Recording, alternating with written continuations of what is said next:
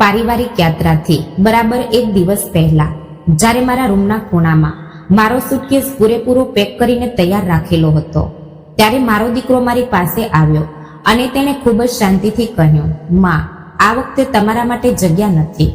મેં તે યાદી તરફ જોયું. 42 રિશ્તેદારો અને મિત્રોની ટિકિટ બુક થઈ ગઈ હતી, પણ તે આખી યાદીમાં મારું નામ ક્યાંય નહોતું. તે ક્ષણે મારું લોહી જામી ગયું. હું રડી નહીં, મેં કોઈ હંગામો ન કર્યો, બસ હું ચૂપ રહી. જ્યારે તેઓ બધા એરપોર્ટ અને બસ સ્ટેન્ડ તરફ નીકળ્યા, ત્યારે મેં એવું કંઈક કર્યું જેના વિશે તેમણે સપનામાં પણ નહોતું વિચાર્યું. મારું નામ મીરા છે અને મારી ઉંમર 63 વર્ષ છે. પાછલા 50 વર્ષથી મારા જીવનનો દરેક પળ, મારો દરેક નિર્ણય ફક્ત અને ફક્ત એક જ વ્યક્તિની આસપાસ ફરતો હતો, મારો દીકરો રાહુલ. જયપુરના આ જૂના પણ શાંત મહોલ્લામાં લોકો મને એક આદર્શ અને સંસ્કારી માતાના રૂપમાં ઓળખે છે. મેં એક શાળામાં ભણાવ્યું, રાતભર જાગીને લોકોના કપડાં સીધ્યા, જેથી રાહુલને ક્યારે એ ન અનુભવાય કે તેના માથે પિતાનો છાંયો નથી. જ્યારે તે માત્ર 6 મહિનાનો હતો, ત્યારે તેના પિતા અમને છોડીને ચાલ્યા ગયા હતા. તેમણે ક્યારેય પાછું વળીને જોયું નહીં, ક્યારેય એક પૈસો પણ ન મોકલ્યો. મેં એકલા દમ પર તેને ઉછેર્યો.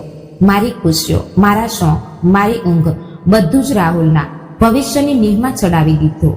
જ્યારે બીજા બાળકો પોતાના માતા પિતા સાથે રજાઓ મનાવવા જતા, ત્યારે હું ઓવર ટાઈમ કરતી, જેથી રાહુલ માટે નવી સાયકલ ખરીદી શકું. જ્યારે તે બીમાર પડતો, ત્યારે હું રાતભર તેના સિરહાણે બેસીને પટ્ટીઓ બદલતી. અને આજે એ જ રાહુલે મને કહ્યું કે તેની યાત્રામાં મારા માટે કોઈ જગ્યા નથી. આ બધું ગયા મંગળવારની સવારે શરૂ થયું. હું રસોડામાં ઊભી નાસ્તાના વાસણો ધોતી હતી. નળમાંથી પડતા પાણીના અવાજ વચ્ચે મને રાહુલના પગલાંની આહટ સંભળાઈ. તે દિવસે ખૂબ વહેલી સવારે જ મારા ઘરે આવ્યો હતો, જે પોતે જ એક અજીબ વાત હતી.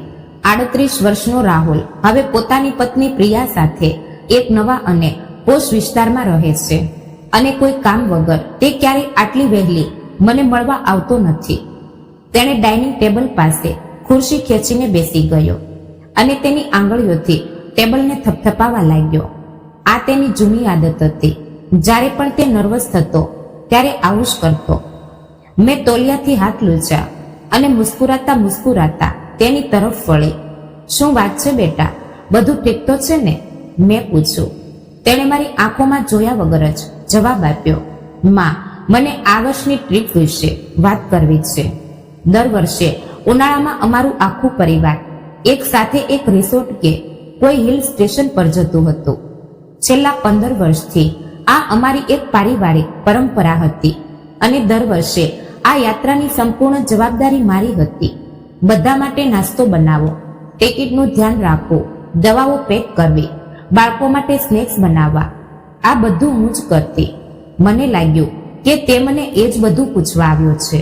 મેં ઉત્સાહથી કહ્યું, હા બેટા, બતાવ, આ વખતે હું શું શું બનાવીને રાખું? મઠરી અને લાડુ બાંધી દઉં? રાહુલે એક ઊંડો શ્વાસ લીધો અને અચાનક તેના અવાજમાં એવી ઠંડક આવી ગઈ જે મેં પહેલા ક્યારેય નહોતી સાંભળી. ખરેખર તો માં, આ વખતે બધું અલગ થવાનું છે. અમે નક્કી કર્યું છે કે અમે બધા એક મોટી લક્ઝરી બસ બુક કરીને જઈશું. એક ગ્રુપ ટૂરની જેમ ખૂબ મજા આવશે. મારું દિલ ખુશીથી ભરાઈ ગયું. મેં કહ્યું, અરે વાહ, આ તો ખૂબ જ સરસ વિચાર છે. અમે ક્યારે નીકળીએ છીએ? રાહુલે અસહજ થઈને ગળું સાફ કર્યું. અહીં એક નાની સમસ્યા છે માં, બસમાં સીટોની સંખ્યા મર્યાદિત છે. અમે 42 લોકોની બુકિંગ પાકી કરી લીધી છે, અને તેમાં હવે કોઈ જગ્યા બચી નથી. તમારા માટે જગ્યા નથી. તેની આ વાત મારા દિમાગ સુધી પહોંચવામાં થોડા સેકન્ડ લાગ્યા. મારા હાથમાંથી તે ચીની માટીનો કપ, જે હું હમણાં જ ધોઈને પૂછી રહી હતી, ફિસલીને જમીન પર પડી ગયો. છન અવાજ થયો અને કપના ડઝનબંધ ટુકડા ફરશ પર બિખરાઈ ગયા, બરાબર એ જ રીતે જેમ તે ક્ષણે મારા છાતીની અંદર મારું હૃદય તૂટીને વિખરાઈ ગયું હોય. મેં કંઈ સમજ્યું નહીં. મેં ફરશ પર બિખરેલા ટુકડાઓને જોઈને ફૂસફૂસાતા કહ્યું, 42 લોકો જઈ રહ્યા છે, પણ મારા માટે જગ્યા નથી. રાહુલ તરત જ ખુરશીમાંથી ઊભો થઈ ગયો. તે સ્પષ્ટપણે આ પરિસ્થિતિથી ભાગવા માંગતો હતો. જુઓ માં, આ વખતે અમે ઈચ્છીએ છીએ કે ટ્રીપ થોડી વધુ ડાયનેમિક હોય, એટલે કે યુવાન લોકો, વધુ શોર શરાબો, તેજ સંગીત. તમે ત્યાં ખૂબ અસહજ અનુભવો. તમે અહીં ઘરે રહીને આરામ કરો. તમને પણ તો પોતાના માટે સમય જોઈએ ને. મેં ધીમેથી નીચે ઝૂકી અને તે તૂટેલા ટુકડાઓને એકઠા કરવા લાગી. મુખ્યત્વે એટલા માટે કે રાહુલ મારી આંખોમાં ભરાયેલા આંસુઓને ન જોઈ શકે, જે મારી પાપણો પર ભારે થઈ રહ્યા હતા. મેં કંપતા અવાજે પૂછ્યું, ઠીક છે, ઠીક છે, કોણ કોણ જઈ રહ્યું છે રાહુલ? મેં સાંભળ્યું કે તેણે પોતાની જેબમાંથી એક કાગળ કાઢ્યો. જાહેર છે, હું અને પ્રિયા જઈએ છીએ. પ્રિયાના માતા પિતા છે, મારા છછેરાભાઈ રોહિત અને તેમનું પરિવાર છે, ચાચાજી છે. ભલે અમે તેમની સાથે વર્ષમાં એક વખત મળીએ છીએ. પ્રિયાના ઓફિસના કેટલાક મિત્રો છે, કદાચ તમે તેમને ઓળખતા નથી. કામવાળીબાઈ કમલા પણ જઈ રહી છે, કારણ કે આટલા બધા લોકોનું ધ્યાન રાખવા અને સફાઈ માટે કોઈક તો જરૂર પડશે. અને હા, શર્માજીનો બ્રુનો પણ જઈ રહ્યો છે. બ્રુનો? મેં કાચના ટુકડા હાથમાં પકડીને જ પૂછ્યું. હા માં, શર્માજીનો કૂતરો. તે પણ તો પરિવારનો હિસ્સો છે ને. હું ત્યાં જ ફર્શ પર બેસી રહી. મારા હાથ શૂન્ય પડી ગયા. અજાણ્યા માણસના કૂતરા માટે તે પારિવારિક યાત્રામાં જગ્યા હતી, પણ મારા માટે નહીં. તે સ્ત્રી માટે નહીં, જેણે છેલ્લા 15 વર્ષથી આ યાત્રાઓની દરેક નાની મોટી વસ્તુનું આયોજન કર્યું હતું. જેણે આ પરિવાર માટે હજારો રોટલીઓ શેકી હતી, જેણે બીમાર બાળકોની ઉલટી સાફ કરી હતી, જેણે રાહુલને ઘરનું ડાઉન પેમેન્ટ ભરવા માટે પોતાની જીવનભરની બચત આપી દીધી હતી. આજે તે સ્ત્રીની કિંમત એક કૂતરા કરતા પણ ઓછી થઈ ગઈ હતી. માં પ્લીઝ, આને એટલો મોટો મુદ્દો ન બનાવો, રાહુલે જનૂનભર્યા અવાજે કહ્યું. ફક્ત એક અઠવાડિયાની જ વાત છે. તમે હંમેશા અમે બધાની સંભાળમાં લાગેલા રહો છો. હવે ટીવી જુઓ, આરામથી સૂવો. આ તમારા માટે પણ એક રજાની જેમ જ હશે. મેં ખૂબ ધીમેથી ઊભી થઈ. મને એવું લાગતું હતું કે મારા 63 વર્ષનું આખું વજન મારી રીઢની હાડકી પર આવી ગયું હોય. મેં પોતાના દીકરા તરફ જોયો. તે માણસ જે જન્મથી મારી આખી દુનિયાનું કેન્દ્ર હતો, આજે મેં તેને પહેલી વખત તેના અસલી રૂપમાં જોયો. મેં જોયું કે તે મારી નજરોથી કેવી રીતે બચી રહ્યો હતો, કેવી રીતે તે વારંવાર પોતાની ઘડિયાળ જોઈ રહ્યો હતો, જાણે મારું દુઃખ તેના માટે ફક્ત એક સમયનો વ્યર્થ ગાળો હોય. મેં ખૂબ શાંત અવાજે પૂછ્યું, શું તે બધાને કહી દીધું છે કે હું આવતી નથી?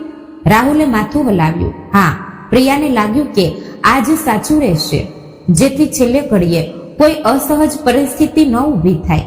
પ્રિયા? જાહેર છે, આ મારી વહુનો જ વિચાર હતો. છેલ્લા 8 વર્ષથી, જ્યારથી રાહુલની તેની સાથે લગ્ન થયા, ત્યારથી મેં જોયું હતું કે તે કેવી રીતે ખૂબ જ ચાલાકીથી મને મારા જ દીકરાની જિંદગીના હાસ્યથી ધકેલી રહી હતી. પહેલા પારિવારિક ડિનર, મારા ઘરેથી તેમના ઘરે શિફ્ટ થયા. પછી મોટા નિર્ણયોમાં મારી રાય લેવાનું બંધ થઈ ગયું અને મને વસ્તુઓ ત્યારે ખબર પડતી જ્યારે તે પહેલેથી જ નક્કી થઈ ગઈ હોય. અને હવે આ મારા મોંમાંથી બસ એટલું જ નીકળ્યું. રાહુલના ચહેરા પર એક રાહતનો શ્વાસ દેખાયો. મને ખબર હતી માં કે તમે સમજી જશો. તમે દુનિયાની સૌથી સારી માં છો. તે આગળ વધ્યો અને મારા ગાલ પર એક ઝડપી ચુંબન આપ્યું. એવું ચુંબન જે તમે ત્યારે આપો જ્યારે તમે કોઈને પાછળથી જલ્દીથી છુટકારો મેળવવા માંગતા હો. અમે કાલ સવારે ખૂબ વહેલા નીકળીએ છીએ, તો કદાચ અમે તમને મળી ન શકીએ. પોતાનું ધ્યાન રાખજો. અને બસ બિના કોઈ વધુ સફાઈના તે ત્યાંથી ચાલ્યો ગયો. મેં સાંભળ્યું કે તેની કાર સ્ટાર્ટ થઈ અને તેનો અવાજ દૂર જતા જતા સંપૂર્ણપણે અદૃશ્ય થઈ ગયો. હું તે ખાલી રસોડામાં પોતાના પગ પાસે બિખરાયેલા તૂટેલા કપના ટુકડાઓ સાથે ન જાણે કેટલી વાર એકલી ઊભી રહી. મેં 50 વર્ષ એક સિંગલ મધર તરીકે વિતાવ્યા હતા. મેં મારા માટે આવેલા લગ્નના દરેક રિશ્તાને નકારી દીધા હતા, કારણ કે મને નહોતું ઈચ્છતું કે મારા દીકરાને ક્યારેય સોતેલા પિતાનો તાણ સાંભળવો પડે. મેં નવી સાડીઓ નહોતી ખરીદી, મારા ઘરેણા સુદ્ધા વેચી દીધા, જેથી રાહુલ એક સારા એન્જિનિયરિંગ કોલેજમાં ભણી શકે. જ્યારે બીજા બાળકોના પિતા તેમના ગ્રેજ્યુએશનમાં તાળીઓ પાડી રહ્યા હતા, ત્યારે હું ત્યાં એકલી ઊભી રડી રહી હતી. જ્યારે રાહુલનો પહેલી પ્રેમિકા સાથે બ્રેકઅપ થયું હતું, ત્યારે આખી રાત મેં તેના વાળ સહલાવ્યા હતા. અને આજે 63 વર્ષની ઉંમરે મને આ ખબર પડી રહી હતી કે મારો તે સર્વસ્વ નિસ્વાર્થ પ્રેમ, મારા તે આખા જીવનના બલિદાનનું અંતિમ પરિણામ આ હતું. એક બસમાં મારા માટે જગ્યા નથી, પણ એક અજાણ્યા કૂતરા માટે જગ્યા છે. તે રાત્રે મને એક પળ માટે ઊંઘ પણ ન આવી. હું બિસ્તર પર કરવટો બદલતી રહી અને તમામ તે ક્ષણોને યાદ કરતી રહી જ્યારે મેં આ કહી હતી, જ્યારે મારે ના કહેવી જોઈતી હતી. તે દરેક વખત જ્યારે મેં રાહુલની જરૂરિયાતોને પોતાની જરૂરિયાતોથી ઉપર રાખી હતી, તે દરેક વખત જ્યારે મેં તેના ખરાબ વર્તનને આ કહીને સાચું ઠેરવ્યું હતું કે બાળકો મોટા થઈ રહ્યા છે, તેમની પોતાની જિંદગી છે, પણ આ પોતાની જિંદગી હોવું નહોતું. આ ક્રૂરતા હતી, આ શુદ્ધ સ્વાર્થ હતો. આગળની સવારે બરાબર 6 વાગ્યે મને મારા ઘરની બહાર એક ભારે એન્જિનનો અવાજ સંભળાયો. મેં બારીનું પડદું થોડું હટાવ્યું અને બહાર જોયું. એક વિશાળ અને શાનદાર બસ હતી. મેં જોયું કે રાહુલ ત્યાં ઊભો સામાન ચડાવતો હતો. પ્રિયા એક સેનાપતિની જેમ બધાને આદેશ આપી રહી હતી કે કયો બે ક્યાં જશે, અને પછી લોકોએ બસમાં ચઢવાનું શરૂ કર્યું. મેં એક એક કરીને તેમને ગણ્યા. 1, 2, 3, પૂરા 42 લોકો. મેં તે ચહેરાઓ જોયા જેને હું ઓળખતી હતી, અને તે ચહેરાઓ પણ જેને મેં જીવનમાં ક્યારેય નહોતા જોયા. મેં મારી જૂની કામવાળી કમલાને મોટી મુસ્કાન સાથે બસમાં ચડતી જોઈ. મેં તે ચાચાજીને જોયા જેમણે છેલ્લા 2 વર્ષથી સંપત્તિના એક વિવાદને કારણે મારી સાથે વાત પણ નહોતી કરી. મેં શર્માજી અને તેમના કૂતરા બ્રુનોને જોયા. 42 લોકો તે બસમાં ચઢ્યા.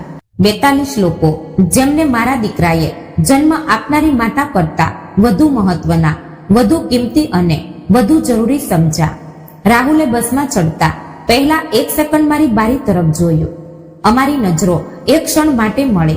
હું કદાચ તે ક્ષણે પણ આશા રાખી રહી હતી કે કદાચ તેના અંદર કોઈ અપરાધ બોધ જાગશે, કદાચ તે મને અલવિદા કહેશે, કે કદાચ તે પોતાનો નિર્ણય બદલી નાખશે. પણ તેણે બસ પોતાની નજરો ચોરી લીધી અને બસની અંદર ચાલ્યો ગયો. જ્યારે તે બસ મારી આંખોથી ઓઝલ થઈ ગઈ ત્યારે મારા અંદર કંઈક એવું તૂટ્યું જે હંમેશા માટે બદલાઈ ગયું. આ ફક્ત દર્દ નહોતું, ભલે મને ખૂબ ભયાનક દર્દ થઈ રહ્યું હોય. આ ફક્ત ઉદાસી નહોતી, ભલે હું સંપૂર્ણપણે તૂટી ગઈ હતી. આ કંઈક બીજું હતું. આ એક ખૂબ ગહેર, ખૂબ ઠંડી શાંતિ હતી. આ તે સ્ત્રીનું મૃત્યુ હતું જેણે પોતાની આખી જિંદગી બીજાના માટે કુરબાન કરી દીધી હતી. અને આ તે સ્ત્રીનો જન્મ હતો જેને હમણાં જ આ અહેસાસ થયો હતો કે તેને હવે આવું કરવાની કોઈ જરૂર નથી. તેમના જતા પછીના પહેલા 2 દિવસ મારા જીવનના સૌથી શાંત દિવસો હતા. તે શાંતિમાં એક અજીબ શોર હતો જે મને અંદરથી ખાઈ રહ્યો હતો. મને ક્યારેય આ વાતનો અહેસાસ જ નહોતો થયો કે મારો ફોન દિવસભરમાં કેટલી વખત વાગે છે, ક્યારે રાહુલનો ફોન કે તેની ગાડીની ચાવી ક્યાં રાખી છે તે પૂછવા માટે, ક્યારે પ્રિયાનો ફોન કે મારા હાથની તે ખાસ દાળ મખનીની રેસીપી શું છે તે પૂછવા માટે, ક્યારેક પડોશીઓનો ફોન કે શું હું કેટલાક કલાક માટે તેમના બાળકોને સંભાળી શકું છું, કારણ કે તેમને ખબર હતી કે મને હંમેશા વ્યસ્ત રહેવું ગમે છે. પણ હવે તે સન્નાટો એટલો ગહેર હતો કે હું પોતાની જ રસોડામાં ફ્રીજના કમ્પ્રેસરની ભીનભીનાહટ સાંભળી શકતી હતી. હું દિવાલ પર ટંગાયેલી તે જૂની ઘડિયાળની ટીક ટીક સાંભળી શકતી હતી જે મારી માએ મને 30 વર્ષ પહેલા આપી હતી. તે ખાલી ઘરમાં મારા પોતાના પગલાંની આહટ મને ડરાવી રહી હતી. પહેલા દિવસે મેં પોતાને વ્યસ્ત રાખવાની ખૂબ કોશિશ કરી. મેં તે રૂમો સાફ કર્યા જે પહેલેથી સાફ હતા. મેં અલમારીના કપડાં કાઢીને ફરીથી ગોઠવ્યા.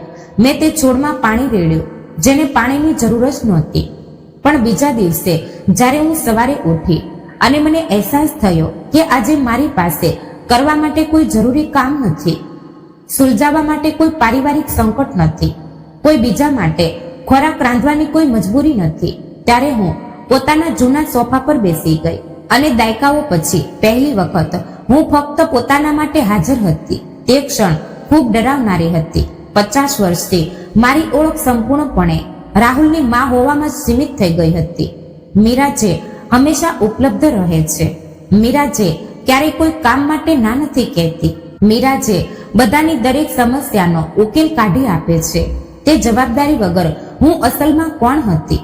મને પોતાનું અસ્તિત્વ એક ખાલી લિફાફાની જેમ લાગવા લાગ્યું. ત્રીજા દિવસે મેં કંઈક એવું કરવાનો નિર્ણય લીધો જેને હું મહિનાઓ કે વર્ષોથી ટાળી રહી હતી.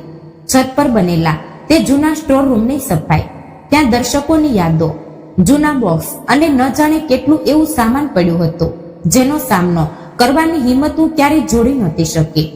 હંમેશા કોઈને કોઈ બહાનું હતું. ક્યારે રાહુલને કોઈ કામમાં મારી મદદ જોઈતી હતી, ક્યારેક ઘરમાં કોઈ મહેમાન આવી જતા હતા, કે ક્યારેક હું પરિવારની સંભાળ કરતા કરતા એટલી થાકી જતી કે સીડી ચડવાની હિંમત જ નહોતી રહેતી. પણ આજે કોઈ બહાનું નહોતું.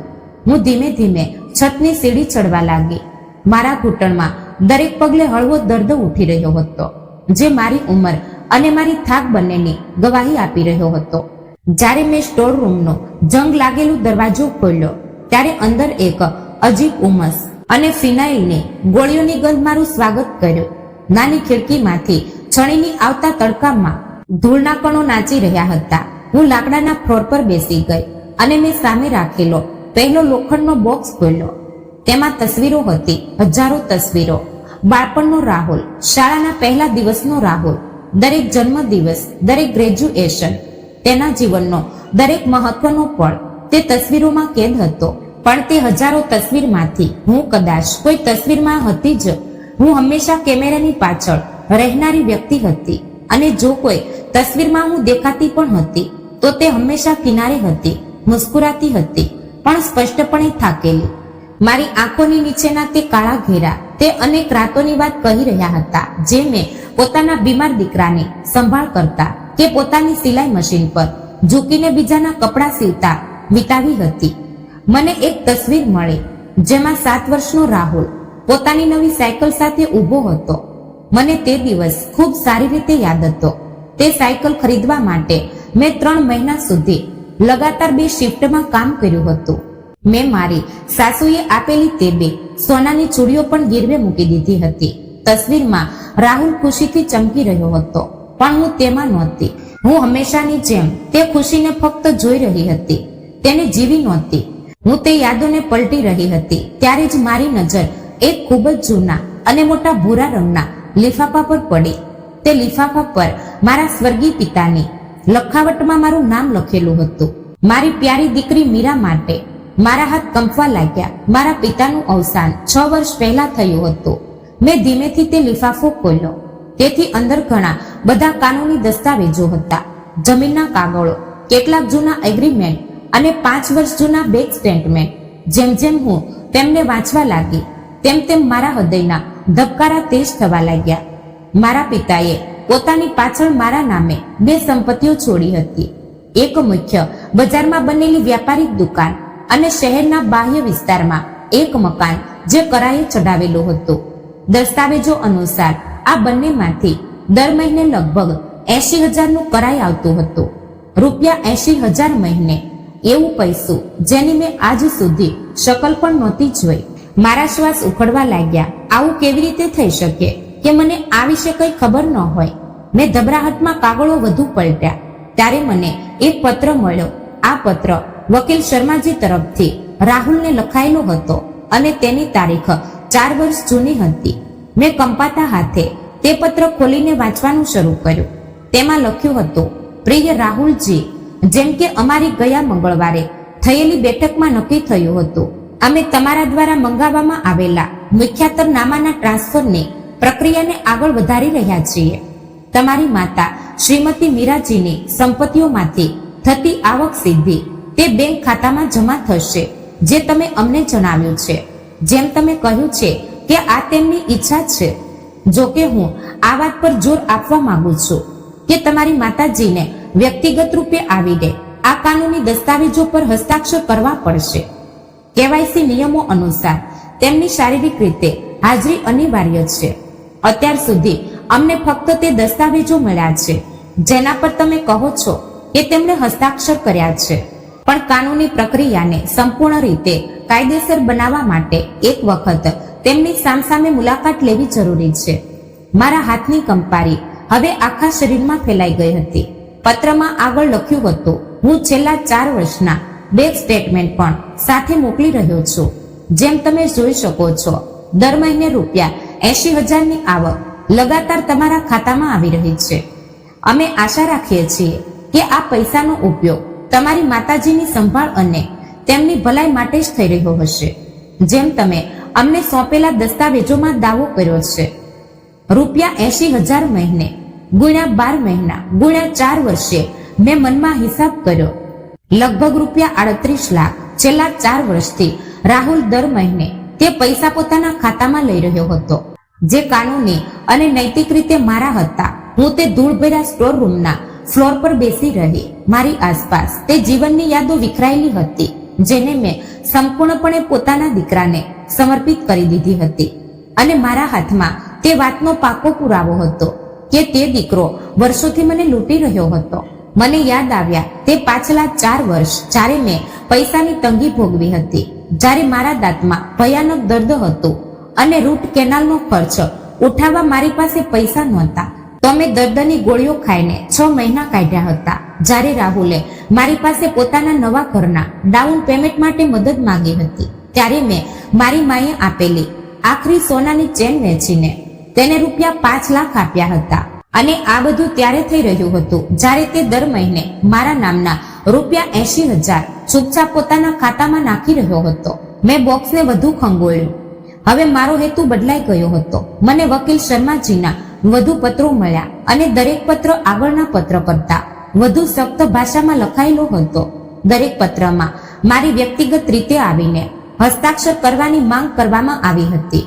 આજથી બરાબર 2 વર્ષ પહેલા લખાયેલા આખરી પત્રમાં લખ્યું હતું કે કારણ કે તમારી માતાજી વ્યક્તિગત રીતે આવીને પોતાની ઓળખની પુષ્ટિ ન કરી શકતી, તેથી તમે કરાઈની રકમ તમારા ખાતામાં ટ્રાન્સફર કરવાનું તાત્કાલિક અસરથી બંધ કરી દીધું છે. જ્યાં સુધી કાનૂની સ્થિતિ સ્પષ્ટ ન થાય ત્યાં સુધી સર્વ પૈસા એક એસ્ક્રો સુરક્ષિત ખાતામાં જમા થતા રહેશે. આનો અર્થ એ થયો કે છેલ્લા 2 વર્ષના પૈસા લગભગ રૂપિયા 19 લાખ કોઈ બેંક ખાતામાં મારી રાહ જોઈ રહ્યા હતા. પણ રાહુલે મને આ વિશે ક્યારે એક શબ્દ પણ નહોતો કહ્યો. તેણે ક્યારે મારા પિતાનો ઉલ્લેખ નહોતો કર્યો, ક્યારે તે સંપત્તિઓ વિશે વાત નહોતી કરી. અને જ્યારે પણ મને આર્થિક મદદની જરૂર પડે ત્યારે તેણે હંમેશા મને એવું અનુભવાવ્યું કે હું તેના પર એક બોજ છું. ત્યારે જ નીચેથી મારા ફોનની ઘંટડીનો વાગવાનો અવાજ આવ્યો. એક ક્ષણ માટે મારું હૃદય એવું જ ધડક્યું જેમ હંમેશા રાહુલનો ફોન આવતા ધડકતું હતું. પણ આ વખતે કંઈક બદલાઈ ગયું હતું. આ વખતે હું દોડીને ફોન ઉપાડવા ન ગઈ. હું ત્યાં જ તે ધૂળભર્યા રૂમમાં બેસી રહી. પોતાના દીકરાના ધોકાના તમામ પુરાવાઓ વચ્ચે ફોન વાગતો બંધ થયો, પછી ફરી વાગ્યો અને ફરી વાગ્યો. આખરે હું ધીમે ધીમે સીડી ઉતરીને નીચે આવી. ફોનની સ્ક્રીન પર લખ્યું હતું રાહુલ કોલિંગ અને સાથે 6 મિસ કોલ હતા. 3 મેસેજ પણ હતા. માં ફોન ઉપાડો. માં, મને તમારી સાથે ખૂબ જરૂરી વાત કરવી છે. માં, તમે ફોન કેમ નથી ઉપાડતા? મારા આખા જીવનમાં પહેલી વખત હું રાહુલની કોઈ કાલ્પનિક પરેશાનીને સુલઝાવવા માટે દોડી નહીં. તેના બદલે મેં પોતાના માટે 1 કપ ચા બનાવી અને આરામથી ખુરશી પર બેસીને વિચારવા લાગી. 4 વર્ષથી મારો દીકરો મારા પૈસા ચોરી રહ્યો હતો. તેણે કાનૂની દસ્તાવેજો પર મારા નકલી હસ્તાક્ષર કર્યા હતા. તેણે મારા પિતાની સંપત્તિ વિશે મારી સાથે જૂઠ બોલ્યું હતું. અને આ બધું તેણે ત્યારે કર્યું જ્યારે હું પાઈને મોહતાજ હતી, જ્યારે હું તેની પોતાની જમા પૂંજીમાં ઉધાર આપી રહી હતી, જ્યારે હું આ વાતથી ડરતી હતી કે ક્યાંક બુઢાપામાં હું તેના પર આર્થિક રીતે બોજ ન બનું. ફોન ફરી વાગ્યો. આ વખતે મેં ફોન ઉપાડી લીધો. માં, ભગવાનનો શુકર છે.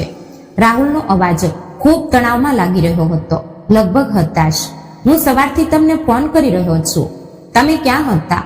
હું કંઈક કામમાં વ્યસ્ત હતી. મેં એવો શાંતિથી જવાબ આપ્યો જેણે મને પોતાની જ આશ્ચર્યમાં મૂકી દીધી. જુઓ માં, એક નાની સમસ્યા થઈ છે અને મને તમારી મદદ જોઈએ છે. કેટલાક કાનૂની કાગળો છે જેના પર મને તમારા તાત્કાલિક હસ્તાક્ષર જોઈએ છે. આ નાનાજીની છોડી ગયેલી કેટલીક જૂની સંપત્તિઓ વિશે છે. ખૂબ ઉબાઉ કાનૂની વાતો છે, પણ વકીલ કહે છે કે સારી કાગજી કાર્યવાહી પૂરી કરવા માટે તમારા અસલી હસ્તાક્ષરની જરૂર છે. તેની આ ઢીઠાઈએ મારી શ્વાસ રોકી દીધી. 4 વર્ષ સુધી મને લૂંટ્યા પછી હવે તે યાત્રાની વચ્ચેથી ફોન કરી રહ્યો હતો. તે એવું નાટક કરી રહ્યો હતો કે તેણે હમણાં જ આ સંપત્તિઓ વિશે ખબર પડી છે, જેથી તે મને બેવકૂફ બનાવીને તે દસ્તાવેજો પર હસ્તાક્ષર કરાવી શકે જે તેના આ ધોકાને કાનૂની રૂપ આપી દે. કઈ પ્રકારની સંપત્તિઓ? મેં પૂછ્યું, એ જોવા માટે કે તે પોતાનું આ જૂઠ કેટલું આગળ લઈ જઈ શકે છે. મને પૂરી માહિતી નથી માં. તમે જાણો છો કે આ કાનૂની બાબતો કેટલી પેચીદા હોય છે, પણ વકીલનું કહેવું છે કે જો અમે આને જલ્દી ન સુલઝાવ્યું તો અમે બધું ગુમાવી શકીએ છીએ. જ્યારે હું ટ્રીપમાંથી પાછો આવીશ ત્યારે શું તમે મારી સાથે બેંક આવશો? હું તમને ઘરેથી પિક કરી લઈશ. રાહુલ, મેં ખૂબ ધીમેથી કહ્યું, શું તું આ કહી રહ્યો છે કે તને આ સંપત્તિઓ વિશે હમણાં જ ખબર પડી છે? ફોનની બીજી તરફ એટલો લાંબો સન્નાટો છવાઈ ગયો કે મને લાગ્યું કે તેણે ફોન કાપી નાખ્યો છે. હા માં, વકીલે તને આજે સવારે જ ફોન કર્યો હતો. જાહેર છે તે વર્ષોથી અમારો સંપર્ક કરવાનો પ્રયત્ન કરી રહ્યો હતો. વર્ષોથી? ઓછામાં ઓછું આ એક વાત તો સાચી છે. અને તને તેની પાસેથી ક્યારે કોઈ ચિઠ્ઠી ન મળી? તને ક્યારે આ સંપત્તિઓમાંથી આવતા કરાય વિશે કંઈ ખબર ન હતી? ફરી એક લાંબો સન્નાટો. ના માં, તમે આવું કેમ પૂછો છો?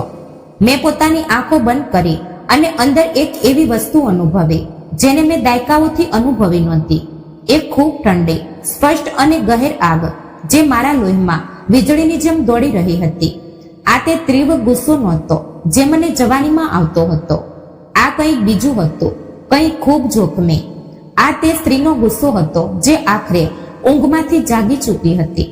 હું બસ એમ જ પૂછી રહી હતી. મેં જવાબ આપ્યો, તું તારી ટ્રીપમાંથી પાછો આવ, પછી આ વિશે વાત કરીશું. પણ માં, આ ખૂબ જરૂરી છે.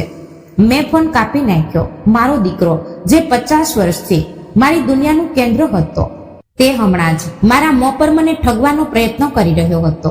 અને તેને પૂરો યકીન હતો કે હું એટલી બેવકૂફ કે એટલી અંધી છું કે મને કંઈ સમજાશે જ નહીં. હું પોતાની તે શાંત રસોડામાં બેઠી રહી. હવે મને આ સન્નાટાથી ડર નહોતો લાગતો અને મારા જીવનમાં પહેલી વખત મેં એવી યોજના બનાવવાનું શરૂ કર્યું જેનો મારા પરિવારની સંભાળ રાખવા સાથે કોઈ લેવા દેવા નહોતું. મેં યોજના બનાવવાનું શરૂ કર્યું કે હું પોતાની જિંદગી કેવી રીતે પાછી લઈશ. ગુરુવારની સવારે જ્યારે મારી આંખ ખુલી ત્યારે મારા દિમાગમાં એવી સ્પષ્ટતા હતી જેને મેં વર્ષોથી અનુભવી નહોતી.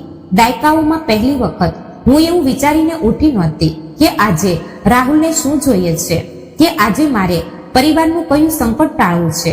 હું ફક્ત પોતાના વિશે વિચારીને ઉઠી હતી. નાસ્તો કર્યા પછી મેં તે જ લો ફર્મને ફોન કર્યો જેનું નામ તે જૂની ચિઠ્ઠીઓ પર છપાયેલું હતું જે મને સ્ટોર રૂમમાં મળી હતી. રિસેપ્શનિસ્ટે મને જણાવ્યું કે વકીલ શર્માજી મને તેજ બપોરે મળી શકે છે.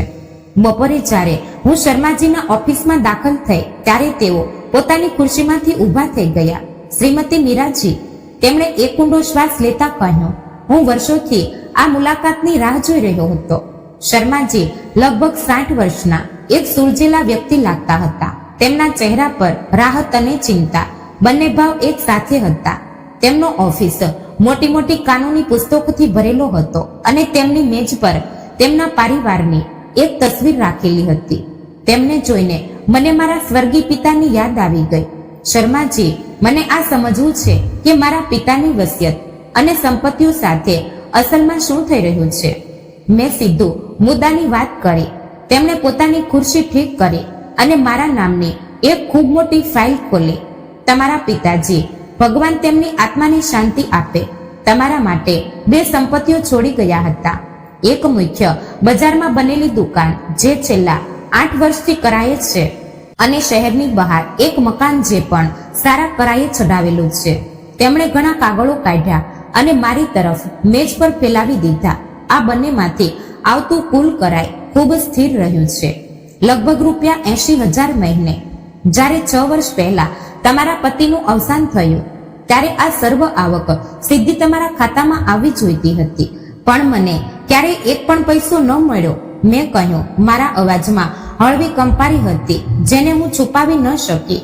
બિલકુલ, શર્માજીએ માથું હલાવ્યું. 4 વર્ષ પહેલા તમારો દીકરો રાહુલ અમારી પાસે કેટલાક દસ્તાવેજો લઈને આવ્યો હતો જેના પર તમારા હસ્તાક્ષર હતા. તે દસ્તાવેજો દ્વારા તેણે તમારી નાણાકીય અને કાનૂની જવાબદારીઓ સંભાળવાનું પાવર ઓફ એનટી પોતાના નામે કરાવી લીધું હતું. શર્માજીએ મને તે દસ્તાવેજોની એક કોપી બતાવી.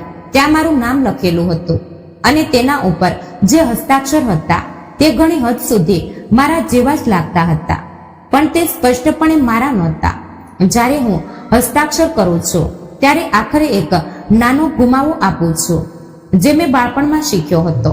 આ હસ્તાક્ષરોમાં તે ગુમાવો ગાયબ હતો. મેં વ્યક્તિગત રીતે તમારી સાથે મુલાકાત લઈને આ દસ્તાવેજોની પુષ્ટિ કરવાની ખૂબ જીદ કરી હતી. વકીલ સાહેબે આગળ કહ્યું, પણ તમારા દીકરાની પાસે હંમેશા કોઈને કોઈ બહાનું તૈયાર રહેતું હતું. ક્યારેક કહેતો કે તમે તીર્થયાત્રા પર ગયા છો, ક્યારેક કહેતો કે તમે ખૂબ બીમાર છો, ક્યારેક કહેતો કે તમે ડિપ્રેશનમાં છો અને કોઈને મળવા નથી ઈચ્છતા. મેં 2 વર્ષ સુધી તેના આ બહાનાઓ પર વિશ્વાસ કર્યો અને દર મહિને તે પૈસા તે જ ખાતામાં ટ્રાન્સફર કરતો રહ્યો જે તેણે જણાવ્યું હતું. મારા પેટમાં એક અજીબ એઠણ થવા લાગી. આપણે તે 2 વર્ષમાં કેટલા પૈસાની વાત કરી રહ્યા છીએ? લગભગ ₹19,20,000. અને તે દરમિયાન હું મારી માએ આપેલા ઘરેણાં વેચીને રાહુલને તેના ઘરની કિસ્ત ભરવા માટે પૈસા આપી રહી હતી. પણ 2 વર્ષ પહેલા શર્માજીએ આગળ કહ્યું, મેં તમારી વ્યક્તિગત હાજરી વગર તે પૈસા ટ્રાન્સફર કરવાનું સ્પષ્ટ નકારી દીધું. ત્યારથી આજ સુધી તે સર્વ પૈસા એક સુરક્ષિત એસ્ક્રો ખાતામાં જમા થઈ રહ્યા છે, વ્યાજ સહિત. આ વખતે લગભગ 20 લાખ તે ખાતામાં તમારી રાહ જોઈ રહ્યા છે. મને લાગ્યું જાણે કોઈએ મારી છાતી પર મુક્કો માર્યો હોય. અને શું રાહુલ આ વાત જાણતો હતો? બેશક તે જાણતો હતો. મેં તેને અને તમને બંનેને અનેક વખત પત્ર લખ્યા છે. બલકે છેલ્લા 2 વર્ષમાં તેણે મને અનેક વખત ફોન કર્યા છે. દર વખતે તે વધુને વધુ દબાણ લગાવતો હતો કે હું તે પૈસા જારી કરી દઉં. શર્માજી થોડા આગળ તરફ ઝૂક્યા. તેમનો ચહેરો ખૂબ ગંભીર હતો. મીરાજી, મારે તમને સીધી રીતે પૂછવું જ પડશે. શું તમે તમારા દીકરાને આ પૈસાનો ઉપયોગ કરવા કે આ પાવર ઓફ એનટી લેવાની પરવાનગી આપી હતી? ના, મેં જવાબ આપ્યો. હવે મારો અવાજ બિલકુલ સ્થિર હતો. મેં ક્યારેય કોઈ કાગળ પર હસ્તાક્ષર નથી કર્યા. મને તો પરમ દિવસ સુધી ખબર પણ નહોતી કે આ સંપત્તિઓ મારા નામે છે. તેમણે ધીમેથી માથું હલાવ્યું. તો પછી આપણી સામે એક ખૂબ મોટી સમસ્યા છે. તમારા દીકરાએ જે કર્યું છે તે દસ્તાવેજોની જાળ સાજી અને ધોકાધડીનો ગંભીર ગુનો છે. આ કોઈ પારિવારિક વિવાદ નથી. આ એક ક્રિમિનલ કેસ છે. હું વકીલના ઓફિસમાંથી તમામ દસ્તાવેજોની કોપીઓ લઈને બહાર નીકળી. હવે મારી સામે મારા દીકરાનો એવો ચહેરો આવી ગયો હતો જેને હું ક્યારેય જોવા નહોતી ઈચ્છતી. તેણે ફક્ત વર્ષોથી મને લૂંટી જ નહીં, તેણે વ્યવસ્થિત રીતે મારા હસ્તાક્ષર નકલી કર્યા હતા અને કાનૂની વ્યવસાયિકોને જૂઠું બોલ્યું હતું. તે જ સાંજે જ્યારે હું પોતાના રસોડાની મેજ પર તમામ દસ્તાવેજોને ક્રમબદ્ધ રીતે ગોઠવી રહી હતી ત્યારે મને તે જૂના કાગળોના ઢગલામાંથી એવું કંઈક મળ્યું જેણે મારા પગ તળે જમીન ખસેડી દીધી. તે કાગળોની વચ્ચે એક લોન એપ્લિકેશનની કોપી હતી જે રાહુલે 6 મહિના પહેલા બેંકમાં જમા કરી હતી. આ કોઈ નાનું મોટું લોન નહોતું. આ ₹50 લાખનો લોન અગેન્સ્ટ પ્રોપર્ટી હતું અને તેમાં જે સંપત્તિ ગીરવે મૂકવામાં આવી હતી તે મારું ઘર હતું. મારું પોતાનું ઘર જેમાં મેં પોતાના જીવનના 30 વર્ષ વિતાવ્યા હતા, જેને મેં દિવસ રાતની મહેનતથી બનાવ્યું હતું, જે મારી એકમાત્ર અસલ જમા પૂંજી હતી. તે લોન એપ્લિકેશન પર પણ મારા જ નકલી હસ્તાક્ષર હતા. પણ જે વસ્તુએ મને અંદરથી ડરાવી દીધી તે તેની તારીખ અને બેંકનું એક નાનું નોટ હતું. નોટમાં લખ્યું હતું, શારીરિક સત્યાપન અને મૂળ હસ્તાક્ષર લંબિત. રાહુલે ના માત્ર વર્ષોથી મારા પૈસા ચોર્યા હતા પણ તે મારા ઘરને ગીરવે રાખીને બેંકમાંથી ₹50 લાખ કાઢવાનો પ્રયત્ન કરી રહ્યો હતો. જો આ લોન પાસ થઈ જાત અને રાહુલ તે ચૂકવી ન શકત તો બેંક મારું ઘર નીલામ કરી દેત અને હું રસ્તા પર આવી જાત. એક જ ઝાટકે મને સમજાઈ ગયું કે રાહુલ મને તે કાનૂની કાગળો પર હસ્તાક્ષર કરવા માટે એટલો મજબૂર કેમ કરી રહ્યો હતો. તે ફક્ત પોતાના જૂના અપરાધોને છુપાવવા નહોતો ઈચ્છતો, પણ તે ઈચ્છતો હતો કે હું બેંકના તે દસ્તાવેજો પર અજાણતા હસ્તાક્ષર કરી દઉં જેથી મારું ઘર હંમેશા માટે તેના કર્જની ભેટ ચડી જાય. મને ટ્રીપ પર ન લઈ જવાનો તેનો નિર્ણય કોઈ દુર્ઘટના નહોતી. જો હું તે પારિવારિક યાત્રા પર જાત અને હંમેશાની જેમ તેની આજ્ઞાકારી માં બની રહે તો તે કદાચ ટ્રીપની વચ્ચે જ ત્યારથી મારી પાસેથી કોઈ કાગળ પર હસ્તાક્ષર કરાવી લે અને હું વાંચ્યા વગર કરી દેત. પણ મને તે ટ્રીપમાંથી બહાર કાઢીને તેણે અજાણતા જ મને તે એકલતા અને તે સમય આપી દીધો જે મને આ ભયાનક સત્ય સુધી પહોંચવા માટે જરૂરી હતો.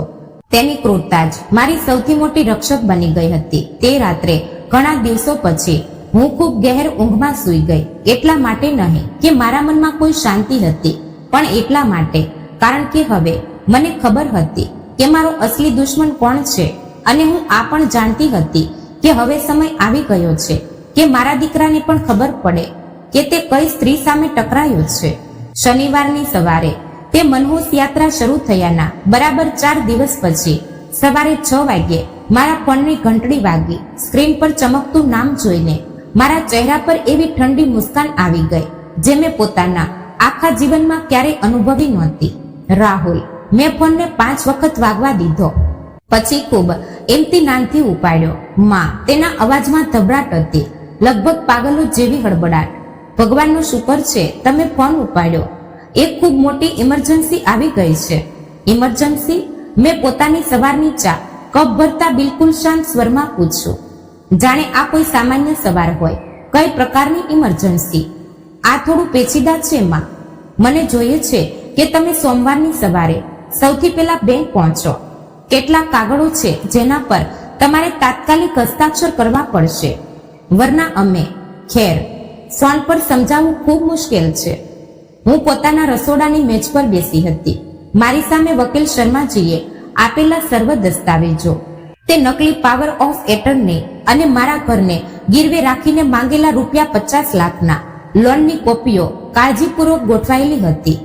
શું તારી આ ઇમરજન્સીનો ₹50 લાખના તે લોન અગેન્સ્ટ પ્રોપર્ટી સાથે કોઈ લેવા દેવા છે જે તે મારું ઘર ગીરવે રાખીને માંગ્યું છે? મેં ખૂબ જ કોમળ અને ધીમા અવાજે પૂછ્યું. ફોનની બીજી તરફ એટલો લાંબો સન્નાટો છવાઈ ગયો કે મને લાગ્યું કે તેણે ફોન કાપી નાખ્યો છે. માં, હું આયા છું.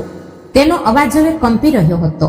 મેં તને પૂછ્યું કે શું તારી ઇમરજન્સીનો તે લોન સાથે કોઈ સંબંધ છે? મને તેના ભારે શ્વાસ લેવાનો અવાજ આવી રહ્યો હતો. જ્યારે તે આખરે બોલ્યો તો તેના અવાજમાંથી તે સર્વ બનાવટી લાડપ્યાર ગાયબ થઈ ગયા હતા. તમને આ બધું કેવી રીતે ખબર પડે? આ પ્રશ્ન તે વ્યક્તિના મોંમાંથી ખૂબ અજીબ લાગી રહ્યો હતો, જેણે વર્ષોથી કાનૂની કાગળો પર મારા નકલી હસ્તાક્ષર કર્યા હતા. રાહુલ. મારો અવાજ દરેક શબ્દ સાથે વધુ ઠંડો થઈ જતો હતો. માં, મારી વાત સાંભળો. મેં તેને વચ્ચે જ રોકી દીધો. ના રાહુલ, હવે તું મારી વાત સાંભળીશ. છેલ્લા 4 વર્ષથી તું મારા તે પૈસા ચોરી રહ્યો છે જે કાનૂની રીતે મારા હતા. તે વકીલોને જૂઠું બોલ્યું, બેંકને જૂઠું બોલ્યું અને મને જૂઠ બોલ્યું. અને હવે મને ખબર પડે છે કે તું તે ઘરને, જે ઘરમાં મેં પોતાના જીવનના 30 વર્ષ વિતાવ્યા છે, તે ઘરને ગીરવે રાખીને એવું લોન લેવાનો પ્રયત્ન કરી રહ્યો હતો જેને તું ક્યારેય ચૂકવી ન શકત. આ ચોરી નથી. તે અચાનક એક ચતુર વેપારીની જેમ વાત કરી રહ્યો હતો. જુઓ માં, આ બધું ખૂબ સરળતાથી ઉકેલી શકાય છે. જો તમે સોમવારે બેંકમાં આવીને આ કાગળો પર સહી કરી દો તો અમને તે લોન મળી જશે. હું મારી બધી જવાબદારીઓ ચૂકવી દઈશ અને તે પછી હું તમને વ્યાજ સહિત તમારા બધા પૈસા પરત કરી દઈશ. તેની આ બેશરમીએ એક પળ માટે મારી સમજણ અને વિચારવાની શક્તિ છીનવી લીધી. રાહુલ, મેં આખરે કહ્યું, શું તું મને એવું કહી રહ્યો છે કે હું તને વધુ પૈસા ચોરવા માટે કાનૂની પરવાનગી આપી દઉં? આ ચોરી નથી. તેણે ફરીથી ચીસ પાડી. હું તમારો એકમાત્ર દીકરો છું. જે કંઈ તમારું છે તે આખરે તો મારું જ થવાનું છે. જે કંઈ મારું છે તે તારું જ થવાનું છે. મેં તેના શબ્દો પુનરાવર્તન કર્યા. તો શું તે એમ માની લીધું છે કે મારા પૈસા, મારું ઘર, મારી સંપત્તિ બધું પહેલેથી જ તારું છે? તકનીકી રીતે જોવા જઈએ તો હા. તમે મરી જાઓ પછી તો બધું મારું જ છે ને? મેં ફોન કાપી નાખ્યો. હું મારી ખુરશી પર બેસીને કંપી રહી હતી. આ ડર કે દુઃખીની કંપારી નહોતી. આ એક શુદ્ધ અને તીવ્ર ગુસ્સો હતો જેણે મારી રૂહને ઝંખોડી નાખી હતી. 50 વર્ષ સુધી મેં આ માણસને પાળ્યો હતો. મેં તેને મારો સમય, મારી ઉર્જા, મારા પૈસા, મારા સપના બધું જ આપી દીધું હતું અને તે મને માત્ર એવી ચીજ સમજતો હતો જેના મરવાની તે રાહ જોઈ રહ્યો હતો, જેથી તેને વારસો મળે. ફોન તરત જ ફરી વાગવા લાગ્યો. મેં તેને અવગણ્યો. આગળના 1 કલાક સુધી દર થોડી મિનિટે ફોન વાગતો રહ્યો. આખરે મેં ફોનનો તાર જ પ્લગમાંથી કાઢી નાખ્યો. તે શનિવારે મેં એવું કંઈ કર્યું જે મેં દાયકાઓથી નહોતું કર્યું. મેં મારું સંપૂર્ણ ધ્યાન માત્ર અને માત્ર પોતાના પર કેન્દ્રિત કર્યું. મેં મારા બધા નાણાકીય દસ્તાવેજો, બેંક ખાતા અને સંપત્તિઓનો ખૂબ બારીકાઈથી હિસાબ લીધો. મેં એક યાદી બનાવી કે મારી પાસે શું છે અને મારે શું ચૂકવવાનું છે. જે નિષ્કર્ષ સામે આવ્યો તેને જોઈને મને આશ્ચર્ય થયું. રાહુલની તે અંતહીન ઇમરજન્સી વગર, તેના તે કર્જા વગર જે તે ક્યારેય ચૂકવતો નહોતો અને તેના તે નકામા પ્રોજેક્ટ્સમાં પૈસા વહાવ્યા વગર હું આર્થિક રીતે ખૂબ જ મજબૂત સ્થિતિમાં હતી. મારા પિતાની સંપત્તિમાંથી આવતું ભાડું, મારી પોતાની બચત અને એસ્ક્રો ખાતામાંથી મળતા 2 લાખ રૂપિયા, આ બધું મેળવીને મારી પાસે એટલા પૈસા હતા કે હું મારી બાકીની જિંદગી ખૂબ આરામથી, કોઈની મોહતાજ ન રહેતા ગુજારી શકું. હું કોઈ કરોડપતિ નહોતી, પણ હું સંપૂર્ણપણે સ્વતંત્ર હતી. રવિવારની સવારે મેં ફોનનો તાર ફરી લગાવ્યો. લગાવતાની સાથે જ ફોન વાગવા લાગ્યો. માં, હું છેલ્લા 24 કલાકથી તમને ફોન કરી રહ્યો છું. તમે ક્યાં હતા? હું મારા જ ઘરમાં હતી. મેં ખૂબ શાંત અવાજમાં જવાબ આપ્યો. તો તમે ફોન કેમ નહોતા ઉપાડતા? કારણ કે મને તારી સાથે વાત નહોતી કરવી. રાહુલ એક પળ માટે ચૂપ થઈ ગયો. તેને કદાચ આ જવાબની બિલકુલ અપેક્ષા નહોતી. માં જુઓ, મને લાગે છે કે આપણી વચ્ચે કોઈ મોટી ગેરસમજ થઈ ગઈ છે. જ્યારે હું ટ્રીપમાંથી પાછો આવીશ ત્યારે આપણે બેસીને આનો ઉકેલ લઈશું. મને બસ એક વચન જોઈએ કે આપણે આમને સામે બેસીને વાત કરીએ. તે પહેલા તમે કોઈ મોટું કે અચાનક પગલું નહીં લો. કેવું પગલું? મેં પૂછ્યું. જેમ કે વકીલ સાથે વાત કરવી કે બેંક ખાતું બદલવું કે આવું જ કંઈક. તો આ જ વાત હતી. રાહુલને ડર હતો કે હું તેના પાછા આવવા અને મને ભાવનાત્મક જાળમાં ફસાવવા પહેલા જ મારા પૈસાનું નિયંત્રણ પોતાના હાથમાં લઈ લઈશ. રાહુલ, મેં ઊંડો શ્વાસ લઈને કહ્યું, હું 63 વર્ષની છું. હું તારી ઉંમરથી પણ વધુ વર્ષોથી મારા જીવનના નિર્ણયો પોતે લેતી આવી છું. મને મારા પોતાના પૈસા સંભાળવા માટે તારી પરવાનગી કે તારા માર્ગદર્શનની કોઈ જરૂર નથી. અરે પણ માં, મારા વગર તમે કોઈ ખૂબ મોટી અને મોંઘી ભૂલ કરી શકો છો. આ એટલું હાસ્યાસ્પદ હતું કે મને લગભગ હસી આવ્યું. તે માણસ જેણે મારા 1 લાખ રૂપિયા ડૂબાડી દીધા હતા, તે મને મોંઘી ભૂલો કરતા બચાવવાની ચેતવણી આપી રહ્યો હતો. કેવી ભૂલો રાહુલ? શું એવી ભૂલો જેવી મેં મારા દીકરા પર અંધો ભરોસો કરીને કરી? આ કોઈ ન્યાયની વાત નથી માં. તને ખબર છે રાહુલ, ન્યાય શું નથી? ન્યાય એ નથી કે છેલ્લા 4 વર્ષમાં જ્યારે પણ હું પૈસા માટે પરેશાન થતી હતી, જ્યારે પણ તું મને પૂછતો હતો કે મારું ગુજરાન કેવી રીતે ચાલે છે, જ્યારે તું મારી સામે સમજદાર અને ચિંતાશીલ દીકરાનું નાટક કરતો હતો, ત્યારે તું ખૂબ સારી રીતે જાણતો હતો કે હું પૈસા માટે કેમ તડપી રહી છું. કારણ કે તું મને લૂંટી રહ્યો હતો. હું તમને લૂંટતો નથી. હું તમારા પૈસાનું રોકાણ કરી રહ્યો હતો. તો તે પૈસા હવે ક્યાં છે? મેં પૂછ્યું. તે 1 લાખ રૂપિયા ક્યાં છે? કેટલાક રોકાણમાં મને નુકસાન થયું, તેમાંથી હવે કેટલા પૈસા બચ્યા છે? લગભગ 4 લાખ. 4 લાખ 19 લાખ ખાતામાંથી માત્ર 4 લાખ બચ્યા. હું સમજી ગઈ. મેં તે શાંતિ જાળવી રાખી જે મારામાં હતી જ નહીં. તે મારા 15 લાખ ડૂબાવી દીધા. અને હવે તું ઈચ્છે છે કે હું મારું ઘર પણ તારા હવાલે કરી દઉં. હું બધું પાછું લાવી શકું છું માં. મને બસ તે લોનની જરૂર છે. મારી પાસે એક એવી યોજના છે જેથી હું ફોન રાખું છું રાહુલ, અને જ્યારે તું ફરી ફોન કરીશ ત્યારે હું ઉપાડીશ નહીં. મેં ફોન કાપી નાખ્યો અને તાર ફરી કાઢી નાખ્યો. તે જ દિવસે બપોરે મેં એવું કામ કર્યું જેને હું વર્ષોથી ટાળી રહી હતી.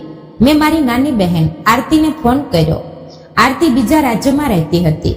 રાહુલે ધીમે ધીમે આપણી બંને બહેનો વચ્ચે અંતર પેદા કરી દીધું હતું.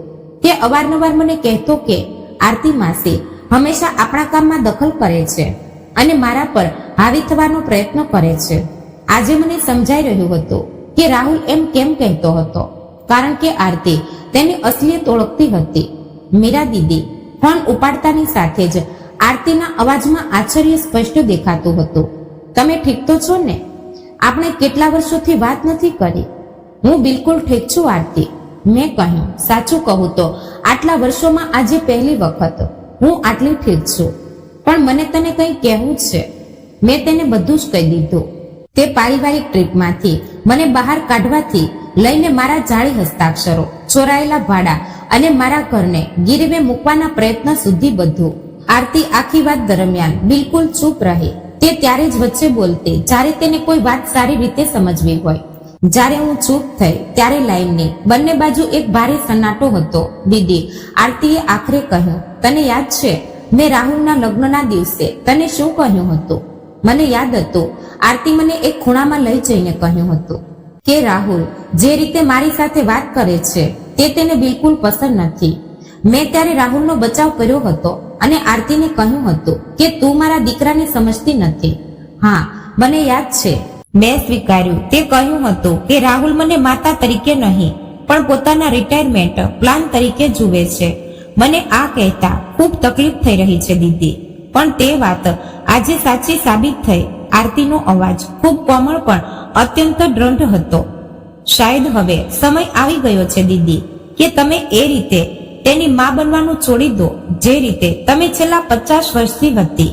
શાયદ હવે સમય આવી ગયો છે કે તમે માત્ર એક એવી સ્ત્રી બનો જે પોતાનું સન્માન કરવા જાણે છે. તે રાત્રે દાયકાઓ પછી પહેલી વખત હું એ વિચાર્યા વગર સૂઈ ગઈ કે કાલે સવારે રાહુલને મારી પાસેથી શું જોઈએ છે. તેના બદલે મેં પોતાને પૂછ્યું કે મને શું જોઈએ છે અને જવાબ ખૂબ સ્પષ્ટ હતો. મારે મારા જ દીકરાથી મારી રક્ષા કરવી છે અને મારા સમગ્ર જીવનમાં પહેલી વખત હું આ માટે સંપૂર્ણ રીતે તૈયાર હતી. સોમવારે જ્યારે તે પાછો આવશે ત્યારે તેને તે માતાનો સામનો નહીં કરવો પડે જેને તેણે છોડીને ગયો હતો. સોમવારની સવારે તે પારિવારિક ટ્રીપમાંથી મને બહાર કાઢ્યાના ઠીક એક અઠવાડિયા પછી હું મારી રસોડામાં ચા પી રહી હતી. ત્યારે બહાર રાહુલની કાર રોકાતાનો અવાજ આવ્યો. તે તેની નક્કી કરેલી યોજના કરતા એક દિવસ વહેલો જ ટ્રીપમાંથી પાછો ફરી આવ્યો હતો. મેં બારીમાંથી તેને જોવા માટે દોડ નહોતી લગાવી જેમ કે છેલ્લા 38 વર્ષથી કરતી આવી હતી. મેં તેનો પ્રિય નાસ્તો બનાવવા માટે ઉતાવળમાં ગેસ પર નહોતો ચાલુ કર્યો. હું બિલકુલ તે જ ખુરશી પર તે જ મુદ્રામાં બેઠી રહી. મારી સામે મેજ પર વકીલ શર્માજીએ આપેલા બધા દસ્તાવેજો અને કાગળો ખૂબ જ સુવ્યવસ્થિત રીતે પથરાયેલા હતા. રાહુલે દરવાજો ખખડાવ્યો નહીં. હંમેશાની જેમ પોતાની ચાવીથી તાળું ખોલીને ઘરમાં એવી રીતે દાખલ થયો જાણે કંઈ જ બદલાયું ન હોય. માં, હું આવી ગયો. તેણે દાલાનમાંથી અવાજ કર્યો. તેના અવાજમાં એક બનાવટી ખુશી અને ઉત્સાહ હતો. તમે ક્યાં છો? રસોડામાં. મેં જગ્યા છોડ્યા વગર બિલકુલ સપાટ અવાજમાં જવાબ આપ્યો. મેં તેના પગલાંનો અવાજ સાંભળ્યો જે ઘરની અંદર આવી રહ્યા હતા. તેને કદાચ આ જોઈને અજીબ લાગ્યું હશે કે મેં તેના સ્વાગત માટે કોઈ ખાસ તૈયારી નહોતી કરી, કોઈ હલવો કે ખીર નહોતી બનાવી. જ્યારે તેણે રસોડાની ચોખટ પર પગ મૂક્યો ત્યારે તે અચાનક ત્યાં જ થંભી ગયો. તેની નજર સીધી તે મેજ પર પડી જ્યાં બધા કાગળો પડ્યા હતા. આ બધું શું છે માં? તેણે પૂછ્યું, પણ તેના અવાજના કંપારા સ્વરથી સ્પષ્ટ હતું કે તે પહેલેથી જ બધું સમજી ગયો હતો. દસ્તાવેજો. મેં ચાનો એક ઘૂંટડો વધુ લઈને કહ્યું. તે કાનૂની દસ્તાવેજો જે સાબિત કરે છે કે મારો પોતાનો દીકરો છેલ્લા 4 વર્ષથી મારી સાથે શું કરી રહ્યો હતો. રાહુલે ધીમે ધીમે મેજ તરફ વધ્યો.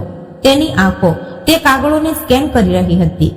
મેં જોયું કે તેનો ચહેરો કેવી રીતે પીળો પડી ગયો જ્યારે તેણે વકીલની ચિઠ્ઠીઓ, ફરજી હસ્તાક્ષરવાળા પાવર ઓફ એટર્ની અને મારા ઘર પર માંગવામાં આવેલા 50 લાખના લોનની કોપી ઓળખી. તે ખુરશી ખેંચીને મારી સામે બેઠો અને તેણે પોતાના બંને હાથોથી પોતાનો ચહેરો ઢાંકી લીધો. માં, શું હું આ બધું સમજાવી શકું? બિલકુલ. મેં તેની તરફ હાથ લંબાવતા કહ્યું, મને સમજાવ કે તે 4 વર્ષ સુધી એ પૈસા કેવી રીતે ચોર્યા જે કાનૂની રીતે મારા હતા. મને સમજાવ કે તે મારા જાળી હસ્તાક્ષર કેવી રીતે કર્યા. રાહુલે પોતાના વાળ નોચતા મારી તરફ જોયું. તે હવે તે આત્મવિશ્વાસથી ભરેલો દીકરો નહોતો લાગતો જે 1 અઠવાડિયા પહેલા મને ટ્રીપમાંથી બહાર કાઢતી વખતે લાગતો હતો.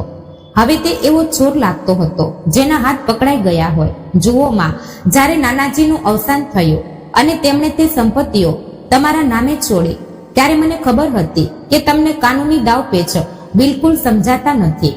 મને લાગ્યું કે જો હું આ બધું પોતે સંભાળી લઉં તો આપણા બંને માટે સરળ થઈ જશે.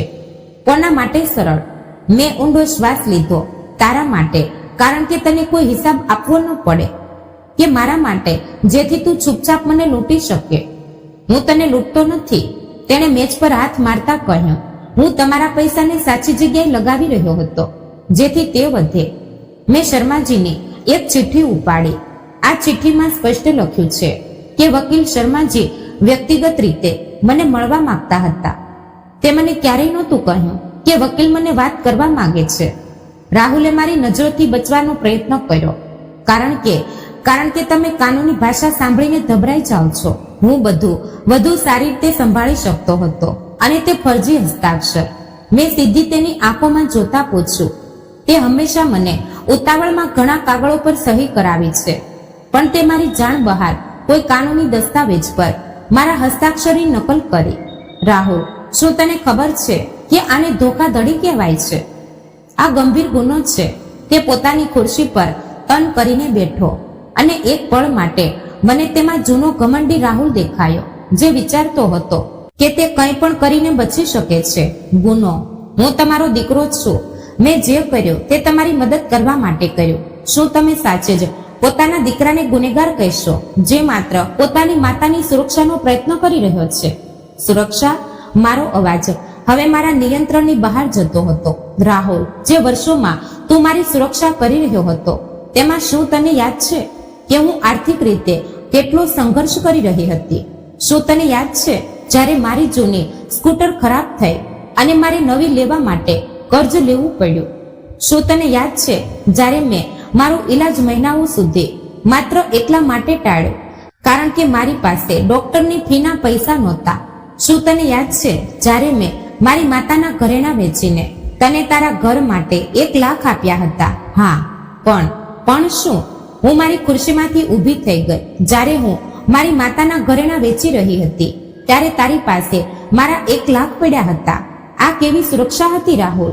રાહુલ પણ ઝટકાથી ઊભો થયો અને રસોડામાં આમ તેમ ટહેલવા લાગ્યો, કારણ કે હું તમારા તે પૈસાનું રોકાણ કરી રહ્યો હતો. હું તેને તમારા માટે બમણું કરવાનો પ્રયત્ન કરી રહ્યો હતો. હું તમને દરેક રોકાણ વિશે નહોતો કહી શકતો, કારણ કે તમે ફાલતુ ચિંતા કરવા લાગતા. તે રોકીને મારી તરફ પાછો ફર્યો. અને તે રોકાણો કેવા રહ્યા, રાહુલ? મેં પૂછ્યું. તારા તે મહાન રોકાણોનું શું થયું, જેમાં તે મારા 1 લાખ લગાવ્યા? તેણે કંઈક બબડાટ કર્યો. કેટલીક યોજનાઓ મારી અપેક્ષા મુજબ કામ નહોતી કરી. 19 લાખમાંથી કેટલા બચ્યા? મેં અવાજ બિલકુલ સ્થિર રાખીને પૂછ્યો. મેં તમને ફોન પર કહ્યું હતું, લગભગ 4 લાખ. મતલબ તે મારા 15 લાખ ડૂબાવી દીધા, અને તે પણ એવા રોકાણમાં જેના વિશે તે મને એકવાર પણ નહોતું પૂછ્યું. તેણે મારી તરફ જોયું, અને પહેલી વખત મેં તેની આંખોમાં એવું કંઈક જોયું જે મેં પહેલા ક્યારેય નહોતું જોયું. શુદ્ધ તિરસ્કાર. હા, મેં પૈસા ગુમાવ્યા. તો શું થયું? અસલી રોકાણકાર જોખમ ઉઠાવે છે. જો તમે હારવા તૈયાર ન હો તો તમે ક્યારેય જીતી શકો નહીં. પણ તમે આ વાત ક્યારેય સમજશો નહીં, કારણ કે તમે તમારી આખી જિંદગીમાં માત્ર નાના મોટા કામ કર્યા છે અને ડર કરીને જીવ્યા છો. તેના શબ્દો કોઈ શારીરિક થપ્પડ જેવા લાગ્યા. હું કેટલીક પળો માટે સ્તબ્ધ રહી ગઈ. નાના મોટા કામ? મેં તે શબ્દો મારા મગજમાં પુનરાવર્તન કર્યા. નાના મોટા કામ. મેં ખૂબ ધીમા પણ ધારદાર અવાજમાં કહ્યું. રાહુલ, તે નાના મોટા કામોએ તને પાળ્યો છે. તેમણે તને ખોરાક આપ્યો, કપડાં આપ્યા, તારા શિક્ષણનો ખર્ચો ઉઠાવ્યો. તે નાના મોટા કામોએ તને તારી પહેલી કમ્પ્યુટર ક્લાસ અપાવી, તારી ઇજનેરીની ફી ભરી. જ્યારે તું ચેનની ઊંઘ સૂતો, ત્યારે હું રાતના 2 વાગ્યા સુધી બીજાના કપડાં સીવતી હતી. હા, મેં નાના મોટા કામ કર્યા, કારણ કે કોઈને તો જવાબદારી ઉઠાવવી પડે. હું જાણું છું, અને હું તે બધા માટે આભારી છું. પણ આભારી? હું મેજ તરફ નજીક આવી. જો તું આભારી હોત તો તું મારી પીઠ પાછળ મારા જાળે હસ્તાક્ષર ન કરત. તું મારા પૈસા ન ચોરત. તે ચોરી નહોતી, તે ફાઇનાન્સિયલ મેનેજમેન્ટ હતું, મારી જાણ બહાર અને સંમતિ વગર. મેં મેજમાંથી તે લોન એપ્લિકેશનનો કાગળ ઉપાડ્યો, જેના પર મારું ઘર ગીરવે મૂકવાની વાત લખેલી હતી. તો પછી મને આ સમજાવ 50 લાખનું આ લોન જેમાં તે મારું ઘર ગીરવે મૂક્યું છે, શું આ પણ તારું વિત્તીય વ્યવસ્થાપન છે? રાહુલનો ચહેરો હવે સંપૂર્ણપણે સફેદ પડી ગયો હતો. માનો તેના શરીરનું બધું લોહી સુકાઈ ગયું હોય. તે કંઈ બોલી ન શક્યો. તું મારું ઘર, તે ઘર જામે 30 વર્ષ ગાળ્યા છે, તેને ગીરવે મૂકીને એવું લોન લેવાનો હતો જે તું ક્યારેય ચૂકવી ન શકત. રાહુલ, જો આ લોન પાસ થઈ જાત અને તું તે ન ચૂકવત તો બેંક મારું ઘર છીનવી લેત. શું તને આ વાતનો અહેસાસ છે? માં, એવું કંઈ નહોતું થવાનું. આ માત્ર એક ખૂબ મોટો અવસર હતો. જો આ યોજના સફળ થાત તો હું લોન પણ ચૂકવી દેત અને તમને પણ તમારા પૈસા પરત આપી દેત. અને જો સફળ ન થાત તો? કારણ કે તારી યોજનાઓ તો એવી જ સફળ થાય છે જેમ તે મારા 15 લાખ ડૂબાવ્યા. રાહુલ ધમથી પોતાની ખુરશી પર બેસી પડ્યો અને તેણે પોતાનું માથું મેજ પર મૂકી દીધું. માં, હું ખૂબ મોટી મુસીબતમાં છું. મને કેટલાક લોકોને ઘણા બધા પૈસા આપવાના છે. મને કોઈ પણ હાલતમાં આ લોન જોઈએ છે. મેં એક પળ માટે આંખો બંધ કરી. સાચું કહે રાહુલ, તે મારા પૈસા ક્યાં ડૂબાવ્યા અને તને 15 લાખ કેમ જોઈએ છે? ખૂબ લાંબી ખામોશી પછી તેણે માથું ન ઉઠાવતા ખુસખુસાતા કહ્યું, સટ્ટેબાજી. મને લાગ્યું જાણે કોઈએ મારા પર બરફનું ઠંડુ પાણી રેડી દીધું હોય. શું? ક્રિકેટ સટ્ટો અને કેટલીક ઓનલાઈન જુગાર? તેણે કંપાતા અવાજમાં કહ્યું.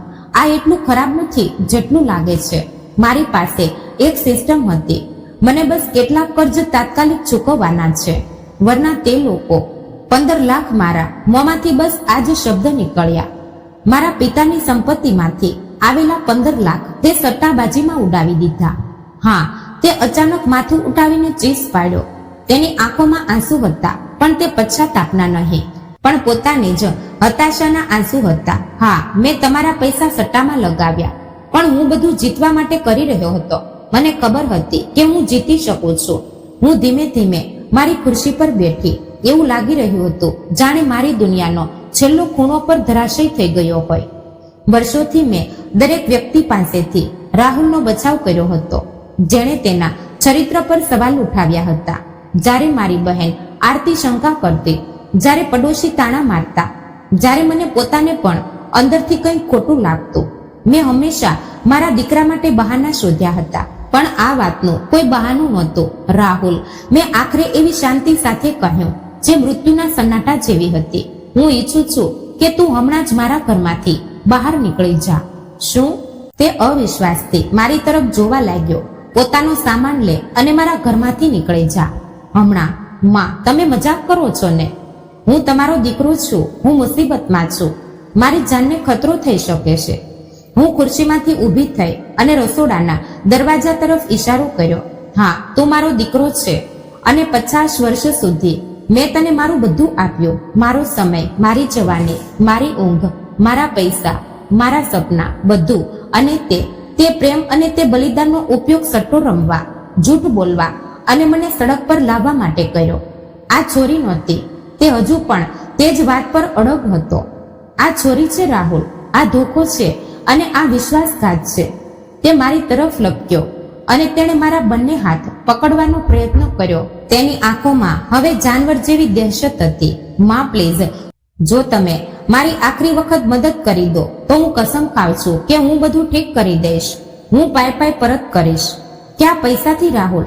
તારી પાસે કોઈ નોકરી નથી જેના પર તું ટકી શકે. તારા પર સટ્ટાબાજીનું લાખોનું કર્જ છે અને હવે તારી યોજના એ છે કે હું મારું એકમાત્ર ઘર, મારી આખરી સુરક્ષા તારી સટ્ટાની લત માટે દાવ પર લગાવું. પણ માં, જો તમે મદદ નહીં કરો તો હું શું કરીશ? મારી આખી જિંદગીમાં પહેલી વખત મને તે દયની અવાજથી કોઈ ફરક ન પડ્યો. મારામાં તે માતાવાળી તડપ ઊભી ન થઈ જે હંમેશા તેની દરેક સમસ્યા ઉકેલવા દોડતી હતી. તેના બદલે મને તેના પ્રત્યે માત્ર એક સંપૂર્ણ અને ગહન ઉદાસીનતા અનુભવાઈ. તારી સમસ્યાઓ હવે મારી સમસ્યાઓ નથી રાહુલ, મેં કહ્યું અને મુખ્ય દરવાજા તરફ ચાલવા લાગી. મેં દરવાજો ખોલ્યો અને બહાર તરફ ઈશારો કર્યો. બહાર નીકળ અને ત્યાં સુધી આ ઘરમાં પગ મૂકવાનો નહીં જ્યાં સુધી તારી પાસે મારા તે બચેલા 4 લાખ ન આવે. માં, તેણે રડતા કહ્યું. મેં કોઈ જવાબ ન આપ્યો.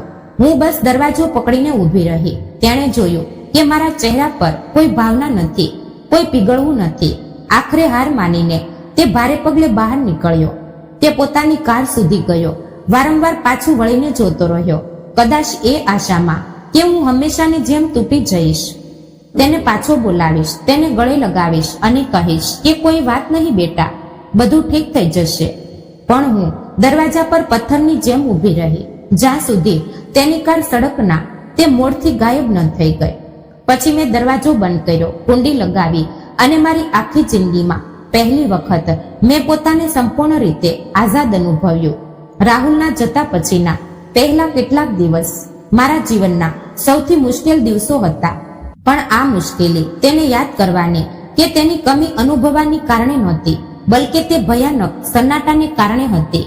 50 વર્ષ સુધી મારો ફોન તેની જરૂરિયાતો, તેની માંગણીઓ અને તેના દ્વારા પેદા થતા સંકટોને કારણે સતત વાગતો હતો. અચાનક બધું શાંત થઈ ગયું. શરૂઆતમાં આ સન્નાટો મને ડરાવતો હતો. હું સવારે ઉઠતી અને વિચારતી કે હવે મારે શું કરવું? આ મીરા કોણ છે જેને કોઈને સમસ્યા ઉકેલવી નથી? પણ ધીમે ધીમે તે સન્નાટો મારી સૌથી મોટી શાંતિ બની ગયો. પહેલા અઠવાડિયામાં રાહુલે મને 17 વખત ફોન કર્યા. મેં એક પણ ફોન ન ઉપાડ્યો. પછી તેના મેસેજ આવવા લાગ્યા. દરેક મેસેજ પાછલા કરતા વધુ હતાશ અને ડરામણો હતો. માં, આપણે વાત કરવી પડશે. માં, જે લોકોના મોં પર કર્જ છે તે ખૂબ ખતરનાક છે. તેઓ રાહ જોવાના નથી. માં, પ્લીઝ મારી નવી યોજના તો સાંભળો. માં, જો તમે મદદ ન કરો તો તેઓ મને મારી નાખશે.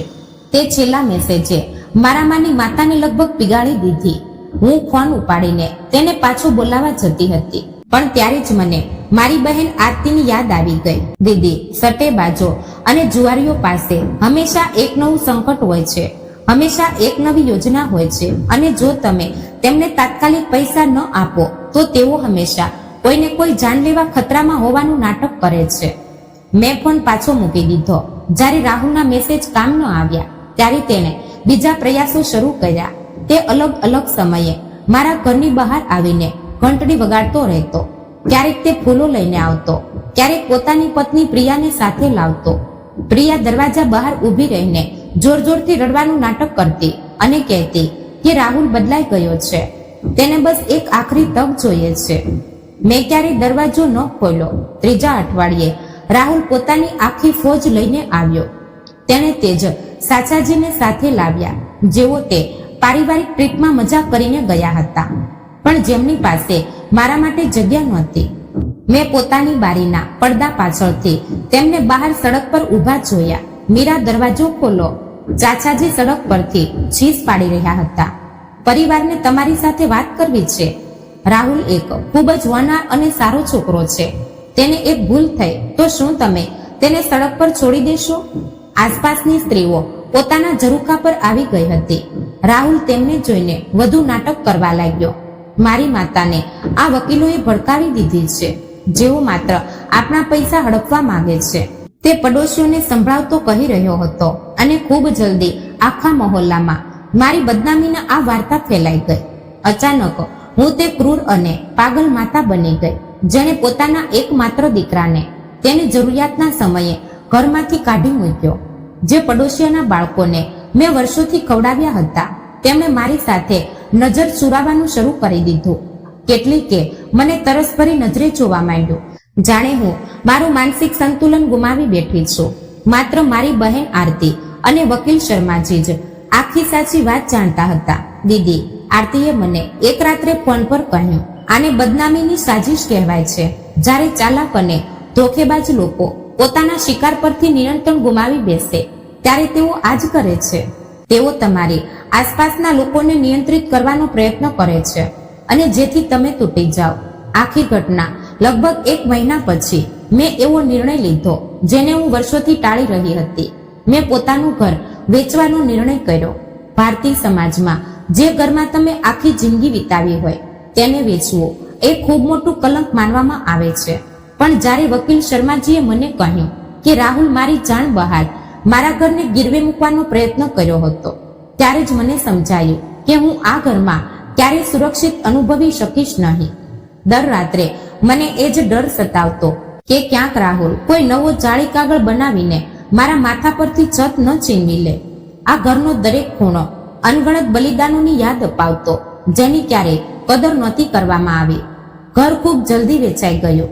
ઘરના વેચાણથી મળેલા પૈસા, એસ્ક્રો ખાતામાંથી પરત મળેલા 2 લાખ, મારા પિતાની સંપત્તિઓમાંથી આવતું ભાડું અને મારી આજીવનની બચત, આ બધું મેળવીને મારી પાસે એટલા પૈસા થયા કે મેં શહેરના બીજા ભાગમાં એક સુરક્ષિત અને સારી સોસાયટીમાં એક નાનું પણ ખૂબ જ સુંદર એપાર્ટમેન્ટ ખરીદી લીધું. અને સૌથી સારી વાત એ કે હજુ પણ મારી પાસે મારી બાકીની જિંદગી આર્થિક ચિંતા વગર ગુજારવા માટે પૂરતું બેંક બેલેન્સ બચ્યું હતું. રાહુલને ઘર વેચાયાની ખબર પડે ત્યારે જ્યારે તે એક દિવસ હંમેશાની જેમ મને બ્લેકમેલ કરવા આવ્યો અને તેણે નવા માલિકોને પોતાનો સામાન અંદર મૂકતા જોયા. મારા જૂના પડોશીઓએ મને ફોન કરીને કહ્યું કે રાહુલે બીજ સડક પર કેવો તમાશો કર્યો હતો. તે પાગલોની જેમ ચીસ પાડી રહ્યો હતો કે મને તેની વિરાસતને તેની પૂછા વગર વેચવાનો કોઈ અધિકાર નથી. તેણે મને કોર્ટમાં ઘીસટવાની ધમકીઓ આપી. તેણે ચીસો પાડીને કહ્યું કે હું પરિવારને બરબાદ કરી રહી છું. તેની હાલત એટલી બેકાબૂ થઈ ગઈ કે નવા મકાન માલિકોએ પોલીસ બોલાવી પડી. તે જ રાત્રે મને રાહુલનો આખરી ફોન આવ્યો. આ તે નંબર હતો જેને હું હજુ સુધી બ્લોક નહોતી કરી. માં, તેનો અવાજ સંપૂર્ણપણે તૂટેલો હતો. તમે ઘર વેચી દીધું? હા, મેં બહુ સામાન્ય અવાજમાં જવાબ આપ્યો. તે ઘર એક દિવસ મારું થવાનું હતું. ના રાહુલ, તે ઘર મારું હતું. મેં તેને પોતાની 30 વર્ષની દિન રાતથી મહેનતથી બનાવ્યું હતું. તે ક્યારેય તારું નહોતું, પણ હું તમારો એકમાત્ર દીકરો છું. તમારી પાસે જે કંઈ છે તે બધું મારું જ થવું જોઈએ. કેમ? મારો આ સીધો જવાબ તેને સંપૂર્ણ ચોંકાવી ગયો. મતલબ શું તમારું? કેમ? કારણ કે હું તારી માં છું. કારણ કે તું મારો દીકરો છે. હા, કારણ કે હું તમારો દીકરો છું. હું તમારો પરિવાર છું. 50 વર્ષ સુધી મેં તને મારું બધું આપ્યું રાહુલ, મેં બિલકુલ શાંત અવાજમાં કહ્યું. અને તે મારા પ્રેમનો ઉપયોગ મને લૂંટવા, મારી સાથે જૂઠ બોલવા અને મને બેઘર કરવામાં પ્રયત્ન કર્યો. તને કેમ લાગે છે કે તને હવે મારી પાસેથી વધુ કંઈ મળવાનો હક છે? કારણ કે હું પરિવાર છું. તે રડતો ગીડગીડાયો. ના, મેં એવી સ્પષ્ટતા સાથે કહ્યું જેણે મને પોતાને પણ આશ્ચર્યમાં મૂકી દીધી. પરિવાર ચોરી નથી કરતો. પરિવાર જૂઠ નથી બોલતો. પરિવાર તમને સડક પર લાવવાની સાજિશ નથી રચતો. તું મારો પરિવાર નથી રાહુલ. તું માત્ર એક અજાણ્યો છે જે ઇત્તેફાકથી મારો દીકરો છે. માં, તમે આવું ન કહી શકો. હું કહી શકું છું અને હું કહી રહી છું. મેં ફોન કાપી નાખ્યો. બીજા જ દિવસે મેં પોતાનો ફોન નંબર બદલી લીધો. મેં મારા બેંક ખાતા બીજી બ્રાન્ચમાં ટ્રાન્સફર કરાવી લીધા. મેં મારા જીવનમાંથી તે દરેક તાર કાપી નાખ્યા જે મને તે ધોકેબાજ માણસ સાથે જોડતા હતા. આગળના 6 મહિના સંપૂર્ણ પુનઃનિર્માણના મહિના હતા. મેં મારા નવા ફ્લેટને તે ચીજોથી સજાવ્યો જે મને ગમતી હતી, નહીં કે જે પેઢીઓથી પરિવારમાં ચાલી આવતી હતી. મેં પેઇન્ટિંગની ક્લાસ શરૂ કરી. એક એવો શોખ જેને હું હંમેશા પૂરો કરવા માંગતી હતી. પણ રાહુલની જરૂરિયાતો આગળ ક્યારે સમય જ નહોતો મળતો. મેં સોસાયટીની લાઇબ્રેરીમાં રીડિંગ ગ્રુપ જોડાયો. દાયકાઓ પછી પહેલી વખત મેં પોતાના દોસ્તો બનાવ્યા. તે મારી ઉંમરની સ્ત્રીઓ હતી જેમની પોતાની વાર્તા હતી, પોતાના સંઘર્ષ હતા અને પોતાની જીત હતી. તે સ્ત્રીઓ મને રાહુલની માતા તરીકે નહીં પણ મીરા તરીકે ઓળખતી હતી. મારી બહેન આરતી દર મહિને મને મળવા આવતી અને હવે આપણી વાતચીતનો વિષય રાહુલની સમસ્યાનો નહોતો રહ્યો. આપણે પુસ્તકોની વાત કરતા, નવી રેસીપી અજમાવતા અને પોતાના માટે જીવવાની વાત કરતા. મને કેટલાક રિશ્તેદારો પાસેથી ખબર પડે કે રાહુલનું પોતાનું ઘર પણ વેચાઈ ગયું છે. પ્રિયાએ તેને છોડી દીધો છે અને તે હવે પોતાના દોસ્તોના ઘરે ધક્કા ખાઈ રહ્યો છે. દરેકને મારી ક્રૂરતાની ખોટી વાર્તાઓ સંભળાવતો. આ બધું સાંભળીને મને ન તો કોઈ ખુશી થઈ ન તો કોઈ દુઃખ. મને સાચે જ કંઈ અનુભવાયું નહીં. પાછલા અઠવાડિયે જ્યારે હું શનિવારની સાંજે મારી સોસાયટીની બહારના બજારમાં શાકભાજી ખરીદી રહી હતી ત્યારે મારી નજર એક યુવાન સ્ત્રી અને તેના બાળક પર પડી. તે બાળક ચાલતા ચાલતા પડી ગયું અને રડવા લાગ્યું. તેની માતાએ તરત પોતાનો સામાન જમીન પર મૂક્યો, તેને ગોદમાં ઉઠાવ્યો, તેના ઘૂંટણને સહલાવ્યો અને છૂમીને છૂપ કરવા લાગી. તે માતાની આંખોમાં જે મમતા અને બેચેની હતી તેને મેં તરત ઓળખી લીધી.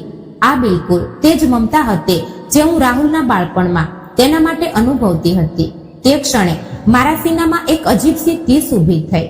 આ તીસ તે રાહુલ માટે નહોતી, જે આજે બની ગયો હતો, બલકે તે નાના માસૂમ બાળક માટે હતી જે ક્યારેક ડરામણા સપના જોઈને મારા ગળે લાગી જતો, જે સ્કૂલથી પાછો આવીને મને પોતાની ડ્રોઈંગ બતાવતો અને કહેતો, તું દુનિયાની સૌથી સારી માં છે. પણ તે માસૂમ બાળક હવે ક્યાંક ખોવાઈ ગયો હતો. તે મોટો થઈને એવો માણસ બન્યો હતો જે પોતાની જન્મ આપનારી માતાને માત્ર એક બેંક ખાતું, એક એટીએમ મશીન અને એક સંપત્તિ તરીકે જુએ છે. મારે પસંદગી કરવાની હતી, ક્યાં તો હું આજીવન તેની શિકાર બની રહું કે પછી પોતાની રક્ષક બનું. મેં પોતાને પસંદ કર્યું. આજે સવારે જ્યારે હું મારી નાની પણ દૂધથી ભરેલી રસોડામાં પોતાના માટે નાસ્તો બનાવી રહી હતી, ત્યારે મેં તે સ્ત્રી વિશે વિચાર્યું જે હું 6 મહિના પહેલા સુધી હતી. તે સ્ત્રી જે હંમેશા બીજાની જરૂરિયાતો માટે જીવતી હતી, જેણે ક્યારેય શીખ્યું નહોતું કે પોતાની સીમાઓ કેવી રીતે નક્કી કરવી, જે પોતાના બલિદાનોને જ પોતાનો પ્રેમ સમજતી હતી. જો તે જૂની મીરા આજે જીવંત હોત તો તે રાહુલના દરેક ખરાબ વર્તનને કોઈને કોઈ બહાનું શોધીને સાચું ફેરવી દે. તે પોતાના દીકરાના સટ્ટેબાજીના કર્જ ચૂકવવા માટે પોતાનું ઘર વેચી દેત અને બાકીની જિંદગી એવા માણસની ગુલામી અને તિરસ્કાર સહન કરતી જેની ક્યારેક તેની કદર નહોતી કરી. પણ તે જૂની મીરા તે જ દિવસે મરી ગઈ હતી, જે દિવસે રાહુલે મને તે પારિવારિક ટ્રીપમાંથી બહાર કાઢ્યું હતું. તે જૂની મીરાની જગ્યાએ એક નવી સ્ત્રીનો જન્મ થયો, એક એવી સ્ત્રી જેણે હવે સમજી લીધું છે કે સાચા પ્રેમમાં સન્માન, ઈમાનદારી અને બરાબરી સૌથી વધુ જરૂરી છે. એક એવી સ્ત્રી જે જાણે છે કે પોતાની માનસિક શાંતિ અને આત્મસન્માન બચાવવા માટે ક્યારેક જીવનના સૌથી ઝેરી લોકોને પોતાની પાસેથી દૂર જ કરવા પડે છે, ભલે તે ઝેરી લોકો તમારા પોતાના સગા બાળક જ કેમ ન હોય. 66 વર્ષની ઉંમરે આજે હું શીખી રહી છું કે જ્યારે હું કોઈ બીજાની સંભાળ નથી રાખતી ત્યારે હું અસલમાં કોણ છું. મને ખબર પડી રહી છે કે મારા હાથમાં જાદુ છે અને હું મારી બાલ્કનીમાં ખૂબ સારા છોડ ઉગાડી શકું છું. મને ખબર પડી રહી છે કે હું કેનવાસ પર ખૂબ સુંદર રંગ ભરી શકું છું અને મને એકલતાથી કોઈ ડર નથી લાગતો. હું શીખી રહી છું કે હું કોઈ દ્વારા ઉપયોગમાં લેવાયા વગર પણ દયાળુ બની શકું છું. હું બ્લેકમેલ વગર પણ પ્રેમ કરી શકું છું. અને સૌથી મોટી વાત હું શીખી રહી છું કે દુનિયાની સૌથી મીઠી આઝાદી તે છે જે તમને તે લોકોની અપેક્ષાઓમાંથી મુક્ત કરી દે છે જેમણે ક્યારે તમારી અસલી કિંમત સમજી નથી. કેટલાક લોકો, ખાસ કરીને મારી સોસાયટીની કેટલીક જૂની વિચારસરણીવાળી સ્ત્રીઓ આજે પણ મને પૂછે છે કે શું મને રાહુલની યાદ નથી આવતી, શું મને પોતાના પર કોઈ પશ્ચાતાપ નથી. મારો જવાબ હોય છે, બિલકુલ નહીં.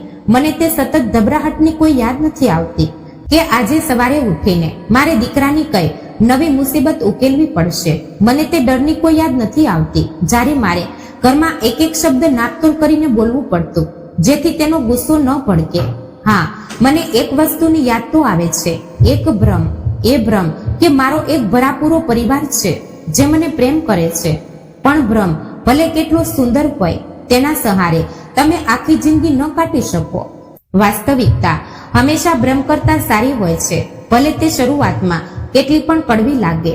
વાસ્તવિકતા એ છે કે હું પોતાનામાં એક સંપૂર્ણ અને મુકમ્મલ સ્ત્રી છું.